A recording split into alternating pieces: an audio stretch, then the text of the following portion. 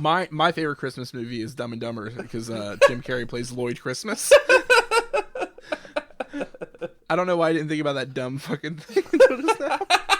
I'm gonna start saying that's my new meme now, is defending that as a Christmas movie.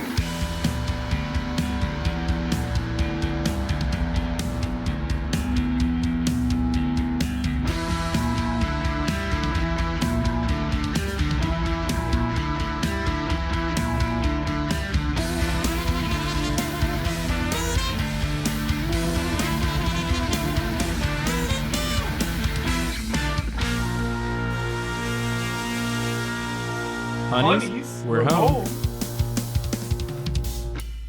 Hello, and welcome to Sinclairity, a dinosaur's tale. We are, my name is, we're gonna need another Timmy, along with my co-host, Ben Hand Up Me. Ben Hand Up Me. Welcome to episode 23. Hell yeah. This is the Blink-182 episode. This is no one likes it, and this is also the first episode after Dinosaurs has dropped on Disney Plus.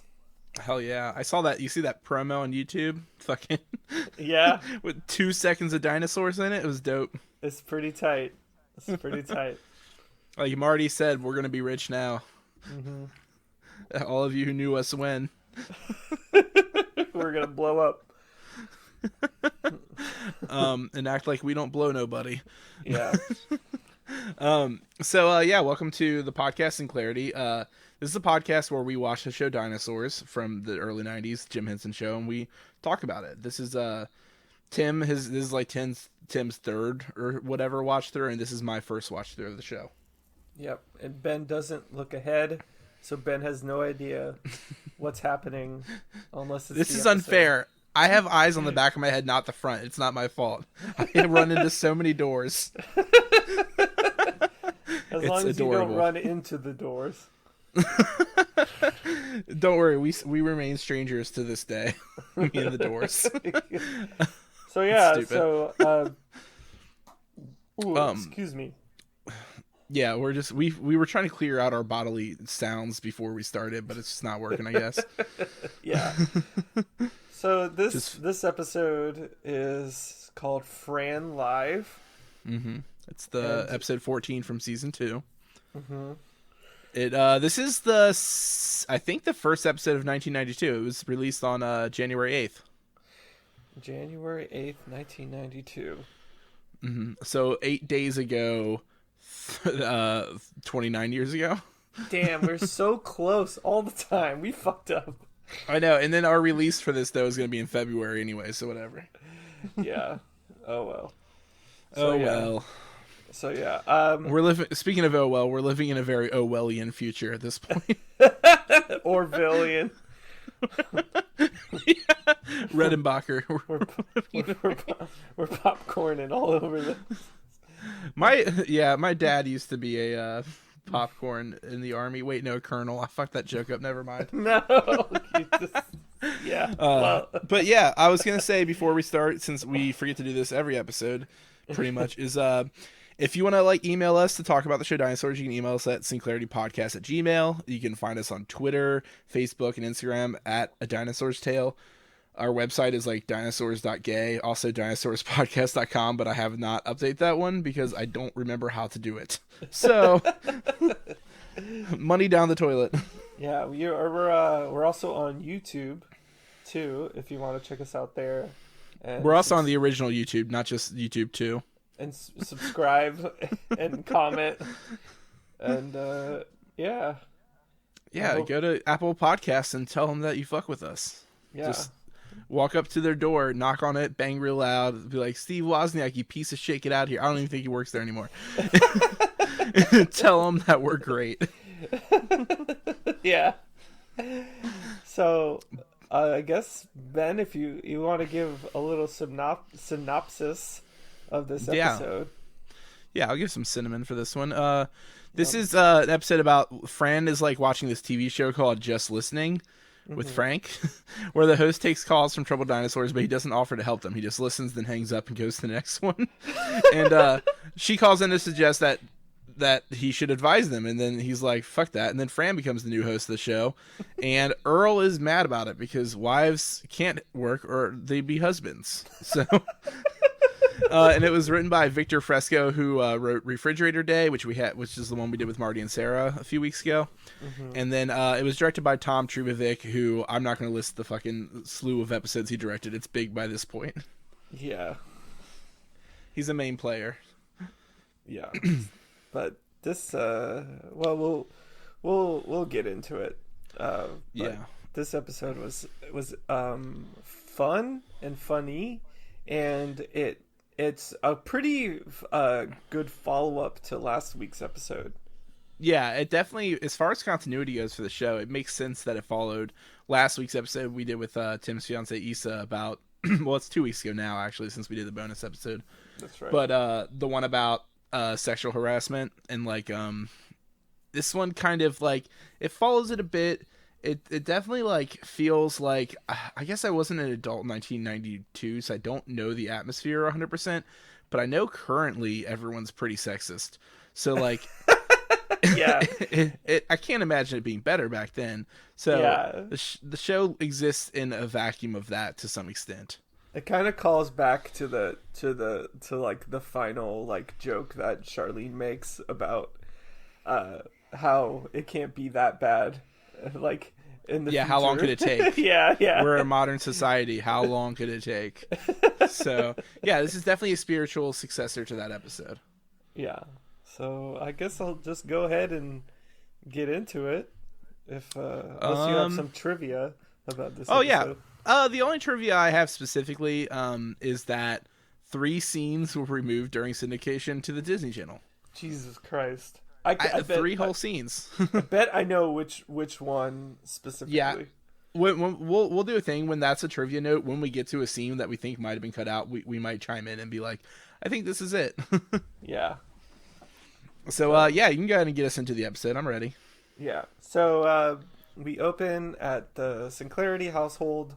And Sinclairity household. It's where we live. It's where we live. That'd be hilarious. Sinclairity the Sinclair household. Yeah. That'll be our reality show spinoff. I can't wait. It's just me and you living there, and we sit in separate rooms doing talking heads like about each other. Yeah. Tim ate all the pretzels again, and you're just like, I bought the pretzels. They're my pretzels. This is a weird sidebar, but one of my dreams was to make it on the cast of The Real World, and then just be the boring roommate who doesn't do anything or interact with anybody. Okay, now my dream is to get on the same season and make it so you can't get away with that. Well, I'll specifically do things. I'll specifically do things that would upset you. They make you. I feel like the producers, like, there's stories about them like making people drink, like giving people free alcohol and stuff. So, yeah, I mean, it's definitely prodded. That's just the whole thing with reality TV show. You heard it here first, folks. Reality TV shows. Years and years later, we're fucking opening the kimono on that one. How do you which think is a we terrible got phrase. a reality star president? How do you think? Obama. Anyway, keeping up with the Obamas. Yeah. So they're the Sinclair household. Yeah, they're watching TV, and we get it's the show Dirty Dare, which is obviously a parody of Double Dare, like Family Double Dare. Yeah, Mark Summers. I would prefer like a Dirty Dancing parody, but here we are. Yeah, and the host claims that the kids are covered in meat, and they have to jump into the pit of wild dogs to find an exit. Yeah, there's just one unlocked door that leads to safety. Yeah, and they have to do it in high heels. Yeah, for a $25 savings bond and some candy. Yeah, and everyone's like, hell yeah, it sounds like a great. Yeah. Also, but the thing is funny, you can hear the dogs like growling and barking, and it's like terrifying. Yeah, And the kids are scared at first, but when they hear candy, they're very, very excited. Yeah. And then they jump in and they probably get mauled to Yeah, death. you can pretty much hear them dying. Yeah. And I love it. Also, I don't know if you noticed this, Ben, but there's a new piece of furniture in the house. And it's I did not notice. It's a couch that sits all three of the kids. I don't know if you just saw that. If you noticed this. Did it only sit two before? I don't know. I don't remember like a big couch like that. Like maybe the only time I remember is Charlene's laid down on the couch before, and Robbie and Charlene have sat together before, but it was like kind of full. Yeah, it was the baby. Baby was in the middle, and then they were on the sides of baby. So yeah, they might have built it up to be a little bit bigger. There was probably a puppet hole for baby in the center. Puppet hole. A puppet hole. Is that what they call it? You shut your puppet hole. But yeah, I just like after the kids die on the screen and baby is like again, and I think Charlene says blood. They love it. She's like blood. And Fran is she's ironing in the background. Yeah. And she's like half paying attention. She's like, there's a lot of chores to do around this house. And Earl's just like, look, what you do on your free time, that's up to you, Fran. Yeah, because Earl, here's the thing with Earl, is they just got cable TV. Yeah. And Earl says it's become a rocket sled to adventure and tells the kids to buckle up. 162 channels. What I'd like to point out is that she tells them to get off their big green butts, and I was surprised that baby wasn't just like, that doesn't apply to me. I don't have a green butt. He has a small pink one. It's a small pink butt. And, don't we all? Yeah. No. So, the answer is no. From there, Earl changed the channel to the Hat Channel, which is all hats all day. Yeah, the Hat Channel is 24 hours a day of hat news, hat features, hat happenings. Robbie is like, oh great, hat news. Hat news, yeah, and it's like a forest fire. It's like Alone in the World is a little hat news. No hats were hurt in the fire. Yeah, I like that. That's hat news. It swept through 2 city blocks. Miraculously, no hats were damaged. And Earl's like, finally, some good news. That's how I feel, right? And then Charlene's just like, Dad, you're lingering. So he changes the channel again. Says he has to change it every 8 seconds. Yeah, he tells Fran that there's so much to see out there and so much to do, and we can experience it all without leaving our chairs now. And like, to me, it's like, oh, okay, dinosaurs, yet another episode about TV bad from this TV show. Yeah, and then this is when he goes to just listening with Frank, and Frank is on there, and like Ben said in the intro, he's basically just taking phone calls, and someone asks him a question, and then I'm so sorry. He just listens, and then he hangs up on them. Like, he doesn't actually give any advice or anything. Yeah, somebody calls in like, yes, it's my son. He won't speak to me. He's like, really? That's too bad. Kids can be like that. Well, good luck. I like the one that's like, my name's Lynn, and I'm having problems with my boss. He's like, problems at work are the worst. Hope everything turns out okay. Bye. And so Earl changes it to, I'd rather die than be without that. I couldn't tell what the name of the, I guess is like an infomercial. Yeah, it's like you call 100 buy this, and you can get this stuff that gives your car a showroom shine, improves your gas mileage, and cures your spastic colon. And this guy was like saying this in a Scottish accent. I know the spastic colon bit, and which is just weird. In England, spastic is like a swear word that you're not supposed to say. Oh. So it's kind of funny to me that he had a Scottish accent. I wonder if it is true in Scotland as well. Is that like it's ableist, like a numpty? What the fuck is a numpty? A numpty. That's like Is that what they call their ants there or something like that? I don't know. It's like an insult. I think it's like maybe stupid, or it's probably ableist too. But I don't care. I hate British people. But you and V, we both hate British people. They're just like so annoying. They are Americans, and they're the reason this all happened. And they just act like they're just like, I'm just gonna drink a Monster Energy drink, governor. Like, I don't give a shit. Yeah. Fucking learn to read. I'm just playing. Fuck the Tories. And so I apologize to all my British friends. I know, I want to get a few on the show. Just to laugh at their voices. I'm just playing. This is now I just sound like the worst American. But yeah, Fran wants Earl to change it back, and that's when he says the thing about the 8 seconds and trying to get his money's worth. Exactly. But Fran says it's real people. Yeah, she wants to go back to Frank because it's like real dinosaurs with real problems. Dinosaurs with real problems, yeah. It cuts to the next day.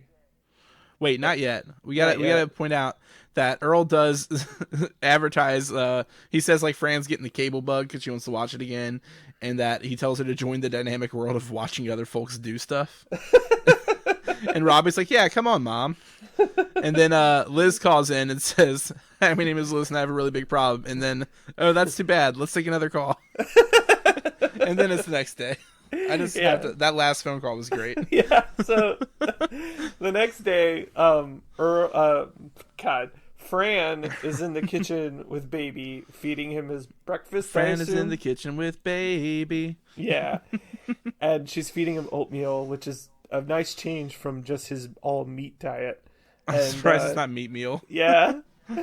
And she's like just standing there with the spoon, but it's too far away for Baby. He's just like, hungry, closer. Well, yeah, she's distracted by this guy who called into the show and said, "I don't think my life's worth living anymore. I'm talking to you from a cellular phone, and I'm on this real high ledge." And then Frank is like, "Boy, that's rough. I hope you get over it. Call us if things work out." And then you hear him scream. You hear him like, ah! God, this show, like, I went back and added the content warnings for suicide on like 5 episodes, and it's just gonna keep going. Yeah, this was definitely taken out of the Disney Channel. Yeah. Thanks I already forgot about that idea. Yeah. Yep, definitely taken out. So we have more suicide. So Marty and Sarah will love that. Yeah, from the podcast, Marty and Sarah love suicide. No, that's bad. No, I know. And, but also after that, Fran's just like, you know what? I've had it. I gotta call him. So she goes into the other room to call the show, and Baby notices that the towel is like under the bowl. So he just starts... And he can reach the towel. Yeah, so it's like a Rube Goldberg device to get his food to him. He starts pulling it, and then it just falls on the ground, and he's just like, "Oh, I made art!" And me, whenever I make a song, it's just food that fell on the ground. I was thinking they were gonna go for the low-hanging fruit of just like, "Uh-oh, I made a mess," but instead they went for the smarter joke. Mess is art. Mess imitating art. Yeah. And so Fran calls, and Baby's watching the TV. It's like, "Oh, Mama fell in the TV." I didn't even hear that part. That's funny. Yeah, because it comes. You'll see when we get to it. Yeah, I heard the later part. Yeah. So Baby thinks Fran is in the TV, and okay. Quick sidebar here. My friend Kate has a dog named Iggy. And Iggy thinks that, whenever Iggy wants to go outside, if she's not by a door, she'll just go to a window and start, like, patting at the window. Mm-hmm. But she will also go to the TV, which she thinks is a window, and try to climb into it. And, like, the dumbest thing I've ever seen a dog do. I love it so much. She'll just, like, start swatting the TV with her paw. Like, let me in it. That's and, like, window to the soul. I'm just imagining one day she actually goes through and we're just like, well, fuck, like we have to go in now. Blue's This is like Blue's Clues. Yeah. If Iggy Skidoo, we can too. Although also Iggy Skidoo sounds like a great jazz scat song. Oh God. The Iggy Skidoo. So while Fran is on the phone, she's like giving Frank advice. It's just like, well, why don't you actually talk to these dinosaurs and help them? And cool, thanks for calling. Yeah, and then she stops him, and then his producer Jerry Valentine, aka Ralph Needlenose. No, that's not Ralph Needle-Nose. This is is that? It's oh Mo yeah, Lester. it's the one that was the It's Mo yeah Lester. Mo Lester and the grocery store guy and whatnot. Yeah. So he comes in and he's like, wait a minute, Fran, that's a great idea. And Frank immediately is just like, hey, now wait a minute. Well, Frank is so threatened by the tiniest suggestions, so exactly, he can't handle criticism. I do like that while Jerry is telling this to him, he tries to do his whole shtick. He's like, isn't that interesting? Well, thanks for your opinion. Like, moving on. Yeah. But he puts his foot down. And he says, look, Jer, as long as I'm here, it's just listening. You see that sign, just listening with Frank. You're going to have to find another host. And then he does. Yeah. Fran, immediately Fran's thrust into it. Yeah, like that morning she comes in. Because she comes in, she's just like, I don't know. She's like, I got a roast in the oven. And I'm happy to see you. But Jer doesn't want her to squander her divine gift of talent. And also, more importantly, does not want her to upset the sponsors. Exactly. And the sign is immediately changed to just advising with Fran. Yeah. So, yeah, immediately the show starts. She's like a deer in headlights, doesn't know how to do it. Jer's like on the sidelines like, take your call, take the first call. What are you doing? Press the button. So she does. She does give some good advice right away. This woman calls in, says that she's afraid her husband might be having an affair. And Fran's like, have you asked him? And she's like, wow, incredible advice. Thanks. Yeah. And then the next caller is like, hi, Fran. She's like, I never miss the show. She's like, this is my first day. Yeah, it just started 1 minute ago. Yeah. And then This caller, oh my God. Yeah, she's like, so I'm having a problem with my teenage son. He refuses to walk on his hind legs. Should I just snap his neck or what? Yeah.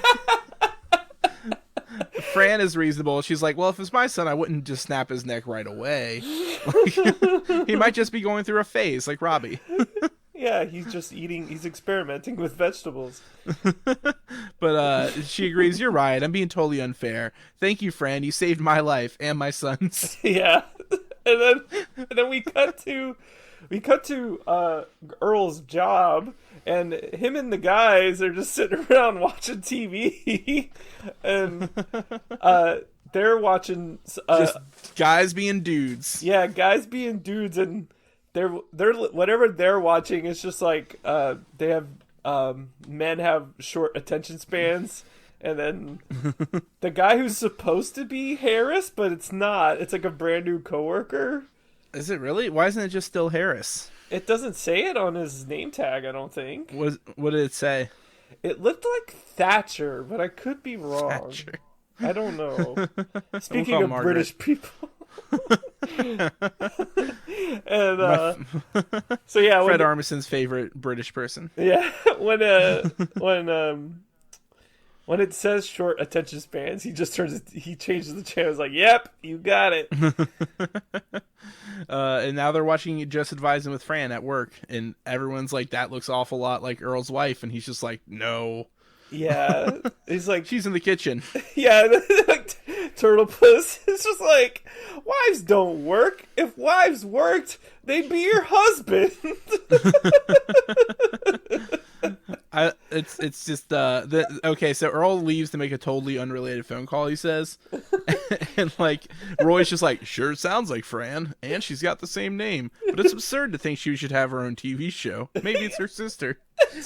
Turtle Puss is just like, what do you mean? They would. Why would they have the same name? And he's like, my brother Roy. My brother Roy says it happens more than you'd think. It's cute. I love Roy. I also hate Roy sometimes. Some episodes he's gross, but this is one of the good ones. Yeah, and then like, so Earl's on the phone. He's just like, Fran, is that you on the TV? He's like, please say no. Yeah, he's like, are you my wife? He doesn't even introduce himself. She's like, Earl, and he's like, oh jeez. And then while they're watching it, they're like they're making fun of him, and I love it because then Richfield is just like, hey, what's going on? They're like, oh, Earl's wife is got a job, and he's like, oh, Yeah, we're just making fun of him. yeah, he's like, oh, humiliation, great stuff. I want in, and then they tell him Channel 86, boss. Yeah, so she basically trashes him in front of the entire Pangea.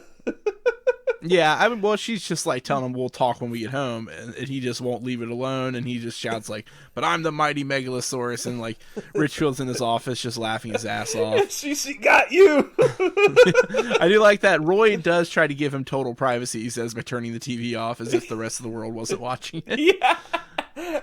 But Harris or Thatcher or whatever turns it right back on. Yeah, it's just like, what are you gonna do? Make dinner?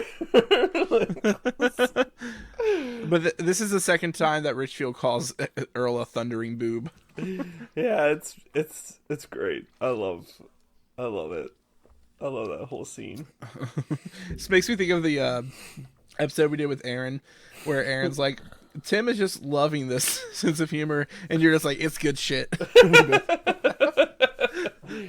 It is good shit. It's good shit. The way you said it was so resolute. You're just like, it's good shit. I can't help it. It's good shit. Like, what do you want? Yeah. But yeah, we switched back to the Sinclairity house. Mm-hmm. And Monica is babysitting baby. The most literal babysitting you can be doing is babysitting baby. Yeah, and it's cool. Again, you get to see her whole body, which is always cool. And yeah, I love checking out that bod. So she, to clarify for the people listening, is she's a brontosaurus, and all of her body is outside the house, the same size as the house, and you just see from the inside it's just her neck and head. Yeah, the proportions on this show are really wacky. They don't make much sense. Also, Roy would love this scene because it's all neck, baby. Yeah, it's so she's reading a story to baby has to hold it up for her though. Yeah, she's reading the story about the mastodon. And no, it's the woolly mammoth learned that if you marry something smaller than you, you always have to be careful where you step. And the baby's like, that's a tough lesson. Yeah. So, and then he's just like, bottle. Yeah, he throws the book on the ground. Yeah. So she backs up her whole neck to this puppetry is great. To open the fridge with her head. And then ask for the bottle, and the animals inside put it in her mouth. What'd that mouth do? Oh, it opens fridges, grabs bottles from the animals, brings it to the baby. So she gives it to the baby, he drinks it, and then Earl comes home. And he's like, oh no, my poor baby boy's all alone at home. Yeah, my precious bundle of joy. And then Monica's like, I'm here. He's like, all alone with Monica. And then baby hits him on the head. He's like, not the Monica. So Earl's replaceable, obviously. Yeah, and then the Charlene and Robbie come home and they're like, hey, where's mom? Like, where's dinner? Oh no, orphans crying out for their mother. The injustice. Yeah. Like, when she comes home, he's just like, you guys better act betrayed and abandoned. Yeah, because like, as Robbie says, Robbie's proud of her, and Charlene's like, she's practically a celebrity. After one day of work. Yeah. Well, I mean, I guess there's 162 channels, but I mean, the funny thing is Earl brought the kitchen TV to work, is what I think it is, and then somehow it has cable at work too. I don't really understand that part. You don't think it's... Oh, it is theirs, isn't it? Yeah, because he says like to Earl, like, I thought you brought the TV in to watch the game, not your wife. Yeah. My wife is the game. Step up, boys. I don't know what that means. It's time to play the game. I think it's funny, like the way cable works in the show. It's funny that they just got cable. Cable was weird when we were kids, because you mentioned before you didn't have Cartoon Network, and I remember when we didn't, it was because like the cable box we had would only go up to like 60 something, and then it would like restart. Yeah, ours was or it would go up to like 50. Yeah, ours was like really limited. Yeah, and Cartoon Network when I was a kid was like 63, and then MTV was 67, and we couldn't get to those channels because of the cable box. And I as a kid, I thought it was a mechanical issue, but now I'm realizing we just had a plan that didn't include them. Like, yeah. I just thought, like, this we would get those channels if this cable box would go higher. We're going to take a break. We'll be right back. Don't change the channel, because up next is another classic episode of Oh, Those Beckelsons. Arnie teaches Mikey about the birds and the bees, or maybe this time, it's Mikey who has something to teach Arnie. Then, you gotta stick around and catch tonight's episode of Where's My Trousers? You're never gonna believe where Bernie hangs his trousers this time. All of this followed by a life-changing episode of Blah Blah Blah, Blah Blah Blah Blah, Blah Blah Blah, Blah Blah Blah, Blah Blah Blah Blah Blah, and be sure to check out the #1 Dinosaurs podcast, Sinclairity, A Dinosaur's Tale, available on Spotify, Apple Podcasts, and blah blah blah blah blah blah blah blah blah blah blah blah blah blah. Hey, welcome back from the break. Me and Tim are now 86 years older. I was living off the grid for the past 18 years. If you want to hear any about that, it's up to Tim.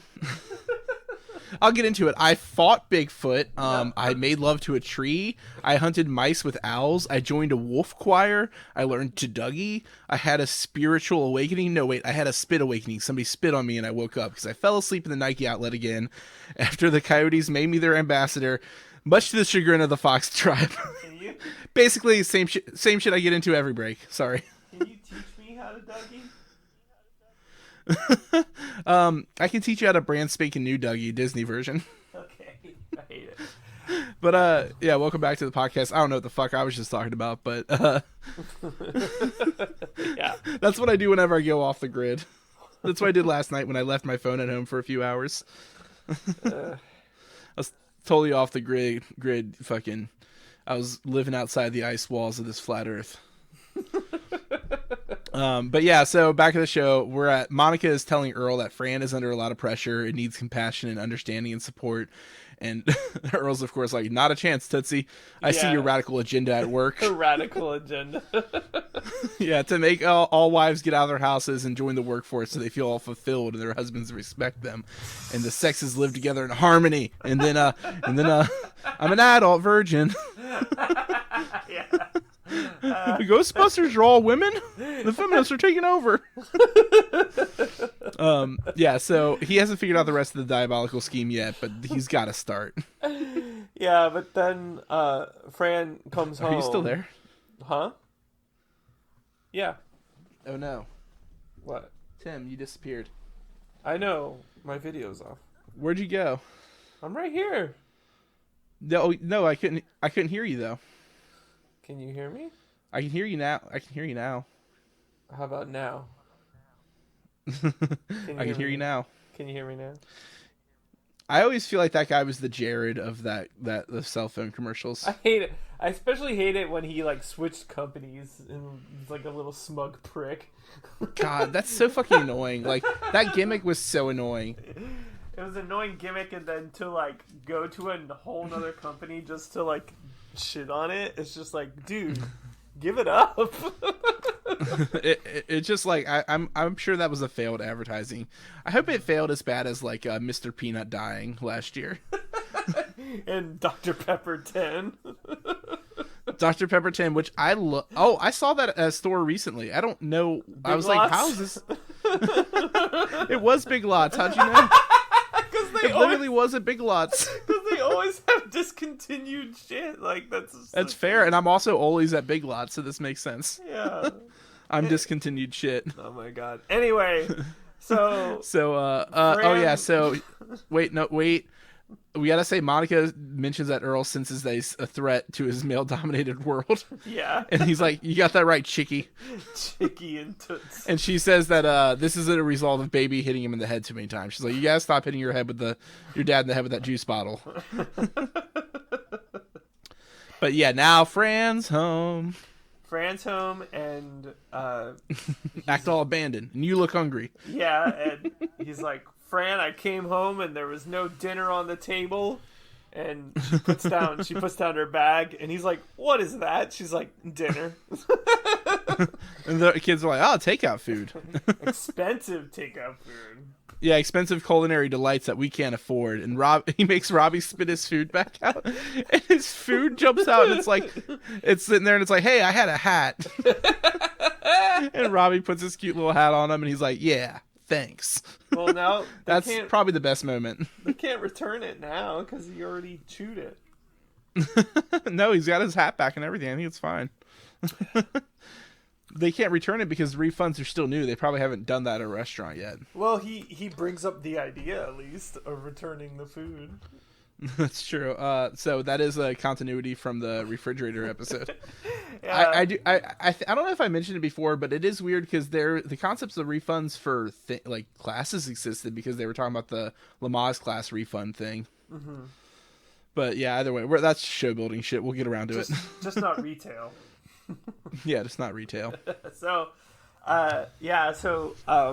Earl is like, he's perplexed, and Fran is like, oh, I got an advance for my first day of work, and she passes the check on to Earl, and he just fucking hits the table, like his head just hits the table. Like, he just fucking faints because he was just saying something about, oh, I know you got a little money now, and then he sees the big numbers and he fucking dies. Yeah, and so we go to the next day at work. And fucking Earl fit check. Earl has a flannel hat, a flannel tie, along with what else? His flannel shirt, and he's got black sunglasses. He's got a flannel handkerchief. Because there's the whole thing. Because like Roy says, I can barely see the tie. He's like, that's how you know it's quality. And he's like, see the handkerchief? He's like, no. And he's like, yep, exactly. So basically, Fran is now Earl's sugar mama. Yes, which is I envy Earl in this scene. We all want to be Earl in this scene. He's got all new clothes. He's all flannel. He's going to Fest this year. Yeah, he's going to Fest. He goes to Fest every year. He's always there. Only because it was your profile picture for years. Yeah. And, he says maybe he's gonna get his nails done, get a bikini wax. This is the thing is because Roy's like, how'd you get all this money, like from the lottery, or did a rich relative get eaten? And he's like, it's the wife. And Roy's like, I'm sorry to hear that. I was like, Fran. No, she's still alive, and what's better is she's making money. Yeah. But yeah, he's talking about getting a bikini wax when his coworkers walk up and like ask him what the smell is, and he's like, it's this new fragrance Fran got me. I smell like a fresh summer day. But they think they stepped in something, which is hilarious. And this is where Roy does like that literal direct quote from the Vagisil commercials from the 90s where he's just like, geez, sometimes I feel not so fresh. But they're having this back and forth about Earl gets called into BC Richfield's office, and they mentioned that like he didn't even say get in here. He skipped that part, and Roy's like, he's comfortable with us now. He doesn't have to. Yeah. But they have this little back and forth because like Earl can't tell if Richfield likes the show or not, but he's just saying that his wife likes it, but he doesn't like that his wife likes it because it puts ideas in her head, and that's not a place for ideas, not in a wife's head. Yeah, no place for it's ideas. Dangerous. And like, no country for old ideas. And I love it when like Richfield's trying to explain it to Earl, and he's like, do you understand what I'm saying, Earl? And he's just like, I want to. He's like, I really want to. I want to so badly. Yeah, so he's just like, it's very dangerous, and it's like, because soon your wife will start asking for input. The lightning crack in the background. Yeah. It's funny because Earl is trying to be like, he's like, she's fulfilled and happy, and she's making what I'd call an obscene amount of money. And he's like, but input is dangerous. You're in more danger than normal, Sinclair. She's gonna get more bossy around the house. You need to watch out for input. Yeah, then Earl's like, well, you know what? I'm gonna return at least some of it. Some of the stuff. Yeah, he's like, she's not gonna get any input in because I'm gonna put a bunch of stuff in my car and return half of it. So we've established refunds, so he can get refunds for the stuff he got. So they are doing a little bit of like continuity with this, although they could have written that without knowing that it was invented in the one episode because it's just implied that returns should exist. So never mind. Yeah. So Earl goes home, and he gets this is when he gets home. He gets this home the same time as Fran, right? Right before her, because he says, Fran, I'm home, I'm starving, is dinner ready? And then she walks in the door and says, Earl, I'm home, I'm starving, is dinner ready? And he's just like, the fuck? Yeah, he gets upset, and Fran starts suggesting things for him to do, like go into the Yeah. store. She puts money in his pocket to go get takeout or get delivery. And he's like, oh, input. Yeah. He does not know what this word means. No, he doesn't. And he goes off on her, of course. And the next... Yeah, of course. Tim says that because that's what Tim would do. Yeah. And so he goes off on her and says, I'm the husband, so you need to quit. It's my decision. Need I say more? And then it does a sitcom cut to them at work. Yeah, and she's on the TV. phone like, yeah, she's like, husbands can be so pig-headed. He's like, maybe I need to say more. This show loves that. This show loves to cut scenes like that. Yeah, and then like Earl, like Fran is way too nice to him. Like, yeah, Fran starts saying that something about communication. She's like, the person on the phone's like throwing a frying pan at him, and she's like, no, I understand wanting to do that. I've wanted to do that, but like ever since I started working, I understand his perspective of having to bust his hide every day and like take shit from his boss and then like provide for his family. Yeah. And like, so she's like this is the thing about the dichotomy of what they're doing is like she can understand that aspect, but he doesn't learn through this episode. Like he's never just like, damn, all this stuff isn't getting done because Fran doesn't have as much time to do it and I'm not doing it. So it's weird. Like he doesn't like start to put that together at all. He doesn't learn anything. that he needs to take up housework instead of the kids. Like that's normal. That's what it's like. Yeah. Like if this is the first episode you're listening to, which is kind of weird, but we've pretty much established that they put a lesson in every episode, but Earl never learns it. Yeah, there's a lot of quick cleanup acts in this show, which are kind of annoying. But like, it's just to make it so that it can continue to be episodic and not learn anything. Yeah, just self-contained stories. But if this is the first episode you're listening to, I'm sure you got here through the Joe Rogan experience, and welcome. Yeah. We're selling nacho pills.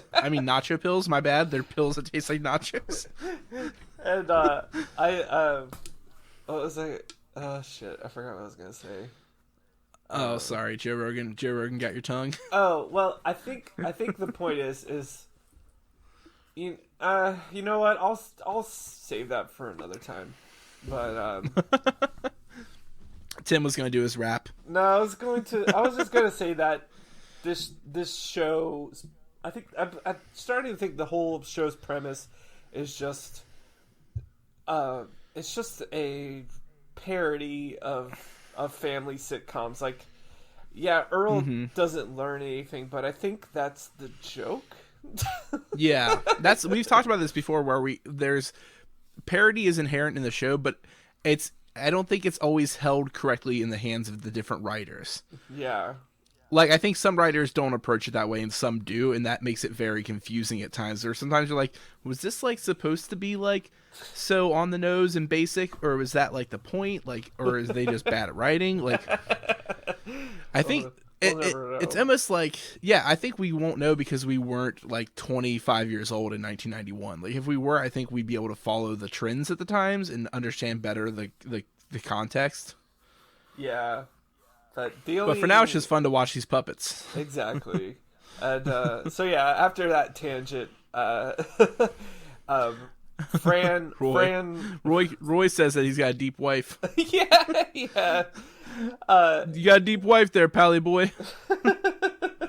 He's definitely deep. He's just looking at her neck. While Fran is still on the air, she takes another phone call, and it's Frank.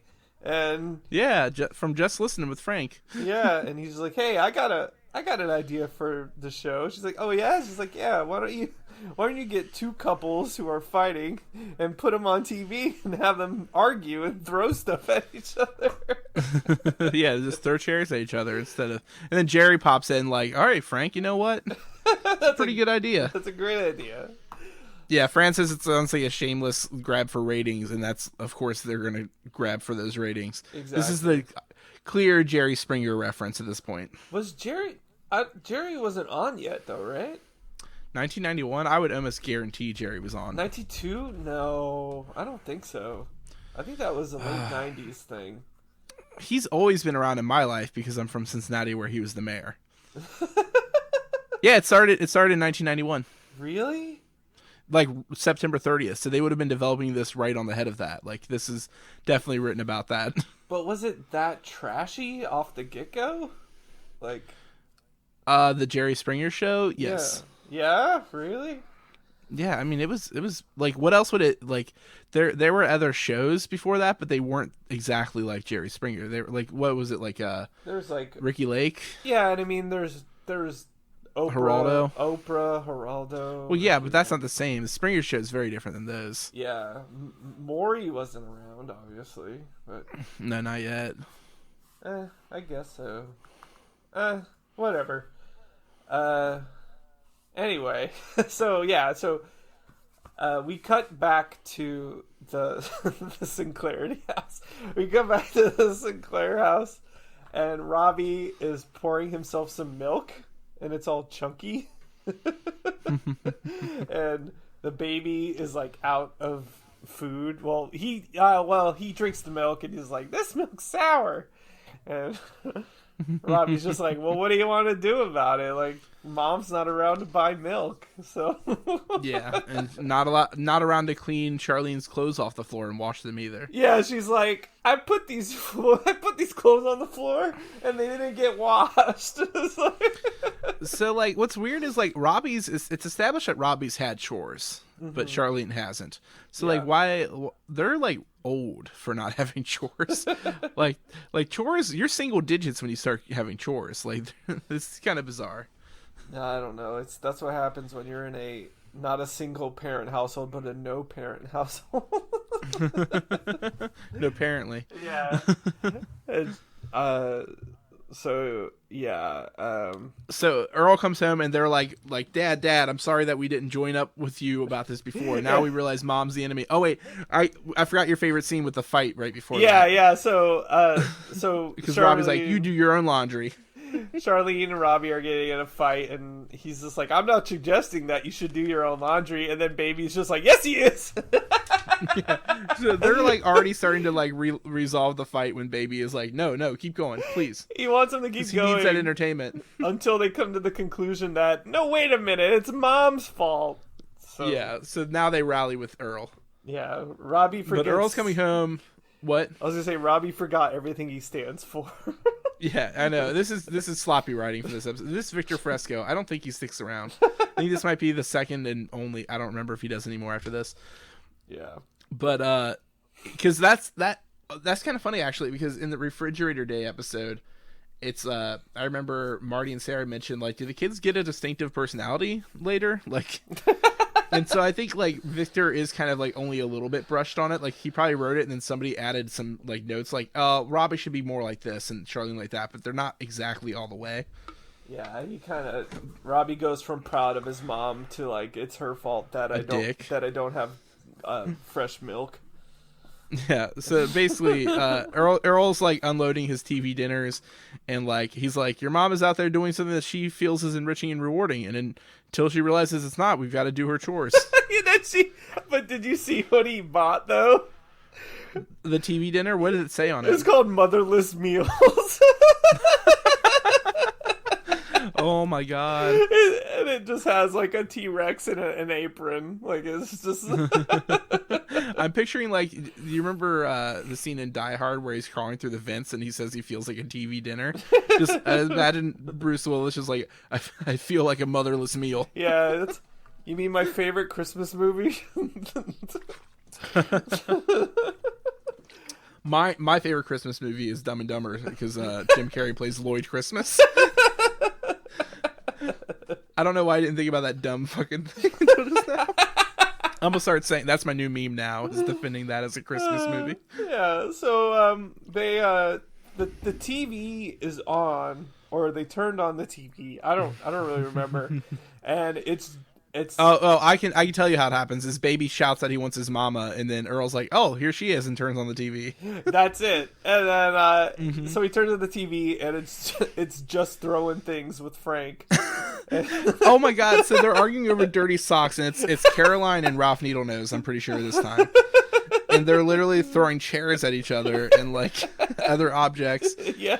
And baby's like, "Oh, where's the mama?" And then mama walks in and he's like, "There's the mama. She got out of the TV." She got out of the TV. So I didn't hear the entering the TV part, so that's really funny. That's very they tidied that up. Yeah, and so basically Fran quit because she didn't want to lower herself to she's punk rock. She's not gonna fucking sell out to shock TV. And so they wanted more edge. Yeah, they wanted. And then you hear gunshots. And the baby's like, "Yay!" So that was probably taken out. Yep. So we got 2 clear scenes that were taken out for sure. So there's see, when it says 3 scenes, I feel like it means just like little seconds of the like dialogue or something. Yeah, because that's like a whole entire scene. So. But also, I do feel like Disney Channel had like really long commercials, which were also only promos for the Disney Channel, if you remember. Yeah, because they didn't have commercials. Like they didn't have. Well, yeah, they weren't commercials. I guess they were just promos in between the. Yeah. But they were like that, which is I remember noticing that as a kid and be like, "That's wild." They have no. It's literally Disney. It's just like, nope, just fucking Disney. That's all that exists on this channel. Yeah, they don't need any sponsors. They are the sponsors. They own everything. Yeah, exactly. Oh god, if we only knew in the 90s how Disney was gonna just keep eating and eating like that. What was that game, that video game where you're like this junk that rolls around and collects more junk? Katamari. Like Katamari. Yeah, it's like that shit. Pig buttholes. Calamari. I thought you were gonna say like Homer in hell with all the donuts. That's the snowball effect. Yeah. So the Homer ball effect. So yeah, so they're all like very happy that Fran is home. They do like a big group hug, and yeah, which because like they're just like, "You're back home where you belong, home for good." And it like. And Fran's like, yeah, and it like zooms out. I love this shot though. Like it like zooms out like it's gonna be the end of the episode, and she's like, "Yeah." Well, and then it zooms right back, and she's like, "Well, I'm gonna go find a new job." Yeah, you can imagine how pissed I was about to be if the episode ended right in that hug. It was great. Like I was watching it like. I looked down at like how much time was left. I'm like, I don't know if that's enough for just the theme song. Like, what's happening here? That's like when I watch wrestling and I'm like, the main event only has like 5 minutes. What's gonna happen? And yeah, I loved that part though. I just love the zoom out and then the zoom back. Yeah, in. It was fun. And... So she says she's gonna find another job, and like. Oh no, wait, when she says she's not home for good, Errol's like, "You're gonna go pick up dinner?" And then she says she's finding another job, and like she's like, "It's just a job. I'm still your wife. I'm still your mother. That's not gonna change. That's not all I am, though." And so but what's in it for Earl? Exactly. He's like, but Fran, he's like, "I don't know how to do all this stuff." And like, what the fuck does preheat the oven mean? Yeah, Is it the whole oven or just the space inside of it? And even the kids sigh at that. They're just like, "What the fuck, Dad?" What does that mean? Yeah. Does he think you have to turn on all the burners like on the top too? Yeah. So Fran's like, "It's okay. You know what? I'll help you make dinner, and then tonight, after a couple of drinks, we'll come down, and the kids aren't asleep. We'll come down, and I'll show you around the kitchen." You see, he thought it was about to be spaghetti night, and it's not. He's got the wet ass kitchen. And, because they mopped it. They had a mop and a bucket. Now they got a wet ass kitchen. Yeah. And he does like the dough, like Homer ending. And that's because he thought he was about to. When she says, "I'll introduce you to," he thinks it's going to be that pussy. Scratch that. Edit that. But it's the kitchen. That dinosaur pussy. That dussy. That's what I was gonna say, but I was like, no, that's stupid. You're like, maybe no, as if dinosaur pussy isn't. Now bust it. Now bust it. Yeah. So that's the end of the episode. Yeah, that's how that one ends.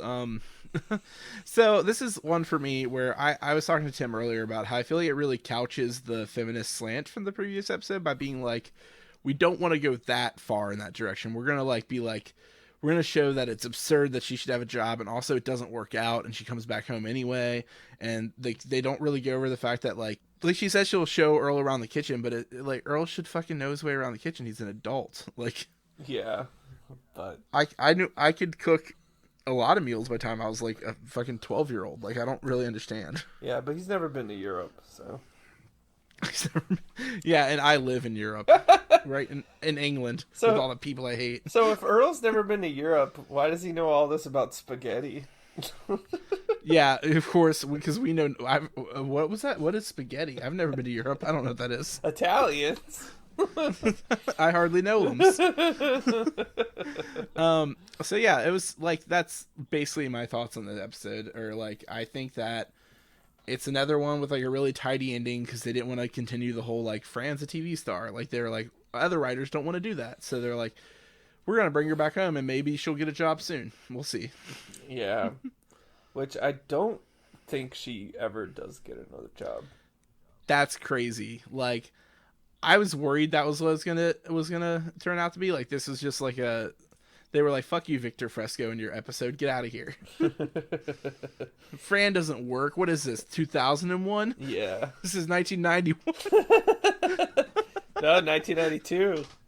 1992. Oh yeah. Well, they were writing it in 91. We're in the next year of the show. So I was entering my terrible twos. Yeah. And now you're I remember that year. Now you're in your terrible 30s. My miserable 30s is what I call them. Yeah. My thirsty 30s. Well, yeah. Yeah, I agree that they kind of... this is like a spiritual successor to Sexual Harris, but at the same time, it's kind of like a step back. Yeah, it definitely it couches it. It doesn't like... It could have... I don't know. It's just I feel like this one, like, it had a lot of funny scenes and a lot of funny bits, and the TV gags, beautiful, like, chef kiss as always. Yeah. Like, I just feel like overall the plot was just a fucking wash. Especially for my spastic colon. For my spastic colon. Ableist warning if you're in England. But yeah. Where they can say cunt whenever they want, though. Yeah.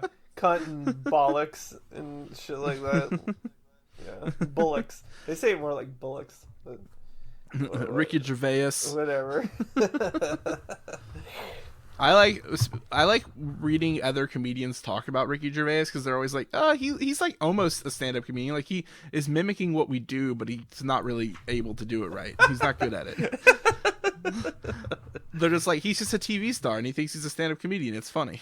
Yeah, just like how Joe Rogan's just a podcaster, but he thinks he does stand-up comedy. God, I listened to his comedy when I was like 11, which is the worst time because I remember some of the jokes and they were fucked up then. Like, they weren't good. Yeah, I remember a specific one about like if dick pills really worked, then guys would be walking around with a shopping cart full of their dick in front of them because they would just like overdose on them. That is not a funny joke. He's so clever. How clever. That's not. It's so bad. It's funny. Like, it's not. His jokes were all about like face fucking and shit. Like, he just wasn't good. It's terrible. And all like, guess how high I was during Fear Factor? I was so high the whole time. Fear Factor. You see that look in my face? I'm like, he's trying to cover up the fact that he has permanent dumb face. It wasn't that he was high. Come at us, Joe Rogan. Yeah. We want beef. And Nick DiPaolo. Tim's a vegan and he ain't fucking scared of you. Yeah, I'm a fucking vegan, you piece of shit. Can you milk me? I'm a vegan fucker. Can you milk me? That's my favorite Ben Stiller movie. It's the best one. That's my... I'll never get over that. Well, you can milk anything with nipples. Oh yeah, so that's this episode. What is next week's episode, Ben? Oh yeah, next week we're going to be doing. I forgot we got to wrap up because Tim has an appointment to get his your anal glands. Whatever. What is it that they do to cats? Like a dog. Well, I guess you can do it to cats too. But it's a what dog is it? What's it too. called though? I forget. It's a dog thing. What, you wouldn't understand. It's a dog thing. Your anal glands? Yeah, something that I forget what they do to them, but that's what Tim has an appointment. It's like when you have to stop your cat from spraying all over the place when it wants to mark its territory. I always just say it, don't spray it, and then my cat stops. Oh my god. Yeah. Next week we're going to be doing the episode Power Erupts. It was written by Andy Goodman and directed by Rachel Bilson's grandpa. It was her dad, not her grandpa. No, it's her grandpa. Oh, it is? Yeah, I'm the one who had the fact. What are you fucking fact checking me about? I don't know. Yeah, it's her grandpa. He's like old as fuck or dead. I don't know. Like most of the people who worked on this show. They're all old as fuck. He was born in 1928. He's still alive. Are you serious? Yeah. And he directed this? Yeah, dude. He was already old when he directed this. God damn. He was already 70 when he directed this. Oh my god. That's why it's wild. Like they were old guys. TV used to just be old people's game. True. Well, now it's all like now kids make it. You've seen that show Kids Town or whatever it was, or Kids. I don't remember what it was called. There is a reality TV show where they put a bunch of kids in a city alone and they had I know what you're talking about. And there was a lot of controversy because they weren't allowed to call their parents and stuff. Who signed their kids up for this? This is fucking nightmarish. Didn't they have to work? They had to work on a farm and they had to. Well, they essentially worked in a pioneer town type thing in the West, and they had to do all their shit that they would have to do, and they had challenges, and they were they had to a lot kill of shit animals. Was fucked up. Yeah, and they also had it was ages 8 to 15, and of course the older kids were fucking around and shit, and they literally weren't allowed to call their parents, and they had one of the kids snuck a cell phone in and would let other kids use it to call home, and imagine being oh yes, I'm a parent, here's my 8-year-old for a month. That's I can't even imagine. That's terrible. Well, that's not what this show is about. So no, this show is about the dog from the movie Beethoven. Yeah, which I've been thinking about a lot today. Because you love him. Well, okay, so no, do you know the song "Roll Over Beethoven" by Chuck Berry? Mm-hmm. The Beatles covered it. I was talking. I mentioned something about Beethoven rolling over in his grave earlier to our friend Bree, and Bree's like, "Oh, it's about the." She was. They were like, "I thought that was about the dog from the movie," and then I immediately was like, "That makes so much more sense because he says roll over." So I was like, the guys who made that fucking movie were probably just stoned, listening to Chuck Berry or Buck Cherry, whatever. They were like, "I'd love to hear the roll Buck over Cherry Beethoven cover of that song." Roll over Beethoven. Roll over Beethoven. Okay, now sit. Good boy, Beethoven. We should make a whole movie about a dog named Beethoven who rolls over. Cocaine. Yeah, Buck Cherry. Is sick. Our new thing we should just pretend to be unironic huge Buck Cherry fans. There's on I think maybe the first Atomic Potato, no, the second Atomic Potato record. There's a song where you can hear us in the studio, and it culminates in us somebody says play the guitar like a crazy bitch, and then we all just start singing Crazy Bitch. And it's terrible. I do remember I had an ex whose parents said in front of us that Crazy Bitch came on, and one of them was this is our song. And I was like, oh, I gotta go bleach my brain. Well, if you want more great talk about Buck Cherry, go ahead. Yeah, follow our other podcast. Yeah, follow us on Twitter at Buckvision. at a dinosaur's tail. And you can find us. You remember that band, the Buck Cherry Poppin' Daddies? Yeah. God. Anyway, yeah, you can find us on Twitter, Instagram, YouTube, LiveJournal, Kick, Facebook, Gaia Online, Tumblr, Zanga, Vampire Freaks, and one day Doll Palace. And one day you can find us on our OnlyFans And, yeah. and, Once we have more friends, we'll do that. Yeah. So This is a call to action. So yeah, I guess we can thank Jeremy from Scott2 Network for Jerry Valentine for putting for doing our theme song and doing it so good. Yeah, it's really great. And thanks to Amy Shenanigans for doing our logo so good. Mm-hmm. And thanks to Zachary George for doing our editing so okay. And then so good. He was able to edit the music out of the background on the Marty and Sarah episode during the last part where there was music playing in my track. He did a pretty good job. It's pretty low. It's not like super Yeah, loud. it's not super loud, which is my favorite Seth Rogen written movie. Yeah. So yeah, that's but yeah, thanks for joining us. That's the episode. Yeah. I think we did this one pretty quick because Tim has to go. What is your appointment actually for? My eyes. Your eyes. They're already beautiful. You don't need to do anything else to them. No, I gotta. No, you're beautiful.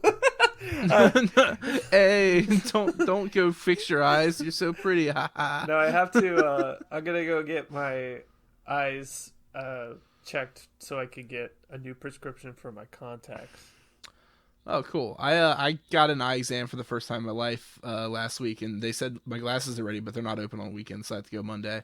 Yeah, I'm gonna look fucking weird because they only had ugly glasses available. I have these. These are like my newer glasses, but they look nice. I had to go back and get new contacts, so that's what I'm gonna do. You can't see this listening, but Tim looks fucking studly in these glasses. I hate wearing glasses because they make me feel sleepy. Because I think it's because I wear them right before I go to bed. And then it's like, oh, why? And it tricks my body to be like, oh, you have your glasses on. That means you're going to bed soon. Oh, I understand because you took your contacts out. Yeah. And then, okay, that makes sense to me now. Yeah. I get it. I was like, why right before bed? I was told I only need to wear mine when I'm driving or like watching TV or at the movies. Mm. But also, I was asked how I got my driver's license with my eyes because I could not read the first line without glasses on the eye chart. I don't like wearing my glasses really when I drive or anything because I just see so much better with contacts in. Well, I didn't want to get they said contacts is like it'd be too much work for me to just put them in to get in the car because I just have like my close-up vision's perfect. They said I just can't see shit far. Yeah. Yeah. Well, that's a thrilling conversation. About our eyes. Also, my eyes are on the back of my head as established earlier. Exactly. They're gonna fix that too. We need continuity. But yeah, somebody's gotta have it. Continuity is over if you want it, and so is this podcast episode. So we love you all. Thanks for listening. Thanks for putting up with us, and we'll catch you next week. Enjoy your extinction. Yep. Goodbye.